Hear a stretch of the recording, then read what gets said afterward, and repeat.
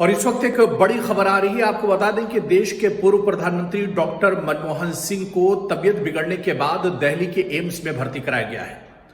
92 वर्षीय पूर्व प्रधानमंत्री डॉक्टर मनमोहन सिंह की अचानक तबियत बिगड़ी है, जिसकी वजह से दिल्ली के एम्स के इमरजेंसी वार्ड में उन्हें एडमिट कराया गया, भर्ती कराया गया है। डॉक्टरों की निगरानी में उनका इलाज चल रहा है और अचानक आज शाम यह खबर आई कि देश के पूर्व प्रधानमंत्री डॉक्टर मनमोहन सिंह की तबियत बिगड़ी है, जिसके चलते उन्हें अस्पताल में भर्ती कराया गया है। एम्स के इमरजेंसी वार्ड में अभी डॉक्टर मनमोहन सिंह भर्ती हैं, उनका इलाज चल रहा है। जाने माने डॉक्टरों की निगरानी में पूर्व प्रधानमंत्री डॉक्टर मनमोहन सिंह का इलाज चल रहा है।